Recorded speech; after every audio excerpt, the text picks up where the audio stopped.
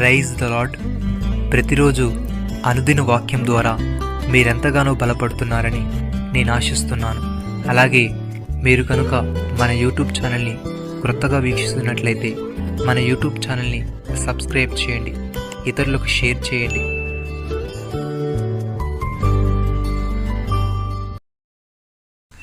మీరు మొదటి నుండి దేనిని వింటిరో అది మీలో నిలవనీయుడి. మీరు మొదటి నుండి వినినది మీలో నిలిచినట్లా మీరు కూడా కుమారుని యందును తండ్రి యందును నిలుతురు. యోహానుకు రాసిన మొదటి పత్రిక 2వ అధ్యాయము 24వ వచనము. ప్రియమైన సహోదరి సహోదరులారా, మనం వినిన సంగతులు విడిచిపెట్టి కొట్టుకుని పోకుండానట్లు వాటి యందు మరీ విశేష జాగ్రత్త కలిగి ఉండవలను. ఎందుకనగా దేవదూతల ద్వారా పలుకబడిన వాక్యము స్థిరపరచబడినందున ప్రతి అతిక్రమమును అవిధేయతను న్యాయమైన ప్రతిఫలమును పొంది ఉండగా ఇంత గొప్ప రక్షణను మనము నిర్లక్ష్యం చేసినలా ఎలాగో తప్పించుకుందాము. అటు రక్షణ ప్రభు బోధించుట చేత ఆరంభమై దేవుడి తన చిత్తానుసారముగా సూచక్రియల చేతను మహత్కార్యముల చేతను నానా విధములైన అద్భుతముల చేతను వివిధములైన పరిశుద్ధాత్మ వరములను అనుగ్రహించుట చేతను వారితో కూడా సాక్ష్యం ఇచ్చుండగా వినని వారి చేత మనకు దృఢపరచబడెను. సహోదరులారా, జీవము గల దేవుణ్ణి విడిచిపోవునట్టి విశ్వాసం లేని దుష్ట హృదయము మీలో ఎవని అందైనను ఒకవేళ ఉండునేమో అని జాగ్రత్తగా చూచుకునండి.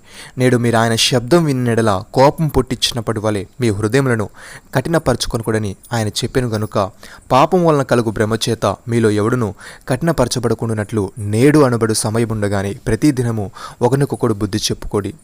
ఎలయనగా మొదటి నుండి మనకున్న దృఢ విశ్వాసము అంతము మటుకు గట్టిగా చేపట్టిన ఎడలనే క్రీస్తులో పాలువారమై ఉందుము. పౌలు భక్తుడు గలతీలకు రాస్తూ ఈ విధంగా అంటున్నాడు: క్రీస్తు కృపను బట్టి మిమ్మల్ని పిలిచిన వారిని విడిచి భిన్నమైన సువార్త తట్టుకు మీరింత త్వరగా తిరిగిపోవడం చూడగా నాకు ఆశ్చర్యమగుచున్నది. అది మరి ఒక సువార్త కాదు, కానీ క్రీస్తు సువార్తను చెరపగొడి మిమ్మల్ని కలవరపరుచున్న వారు కొందరున్నారు. మేము మీకు ప్రకటించిన సువార్త గాక మరి ఒక సువార్తను మేమైనను పరలోకం నుండి వచ్చిన ఏ ఒక్క దూతైనను మీకు ప్రకటించినలా అతడు శాపగ్రస్తుడవునుగాక. మేము ఇదివరకు చెప్పిన ప్రకారము ఇప్పుడును మరలా చెప్పుచున్నాము. మీరు అంగీకరించిన సువార్త గాక మరి ఒకటి ఎవడైనను మీకు ప్రకటించినట్లా వాడు శాపగ్రస్తుడవునుగాక.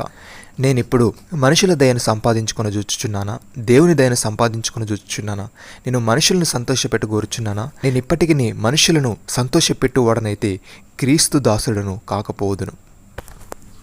ప్రియమైన సహోదరి సహోదరులారా, యేసు క్రీస్తు కాడని చెప్పువాడు తప్ప ఎవడబద్ధికుడు? తండ్రిని కుమారుని ఒప్పుకొనని వీడే క్రీస్తు విరోధి. కుమారుని ఒప్పుకొనని ప్రతివాడును తండ్రిని అంగీకరించువాడు కాదు, కుమారుని ఒప్పుకొనివాడు తండ్రిని అంగీకరించువాడు. అయితే మీరు మొదటి నుండి దేనిని వింటారో అది మీలో నిలవనీయుడి.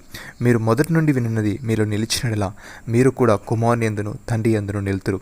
నిత్యజీవం అనుగ్రహించున్నదే ఆయన తానే మనకు చేసిన వాగ్దానం. నమ్మిన వారు నాతో కలిసి ప్రార్థనలో ఏకీభవించండి.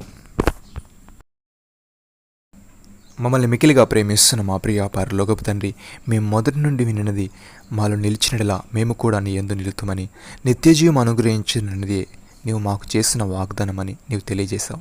తండ్రి నీకు స్తోత్రములు. దేవా, మేము వినిన సంగతులు విడిచిపెట్టి కొట్టుకుని పోకున్నట్లు వాటి యందు మరీ విశేష జాగ్రత్త కలిగి ఉంటూ పాపం వల్ల కలుగు ప్రేమ చేత మాలో ఎవడును కఠినపరచబడుకున్నట్లు నేడు అనబడు సమయం ఉండగానే ప్రతిదినము ఒకరికొకరు బుద్ధి చెప్పుకొనొచ్చు మొదటి నుండి మాకున్న దృఢ విశ్వాసము అంతం మట్టుకు గట్టిగా చేపట్టే వారముగా ఉండుటకు సహాయం దయచేయమని, మనుషులను సంతోషపెట్టు వారమైనట్టు కాక నిన్ను సంతోషపెట్టు వారమైనట్టు నీకు దాసులమై ఉండుటకు కృప చూపమని, మీరు మాకిచ్చిన గొప్ప రక్షణ భాగ్యమును బట్టి మీకు వందనాలు చెల్లిస్తూ ప్రభువైన యేసుక్రీస్తు నామంలో ప్రార్థిస్తున్నాము తండ్రి.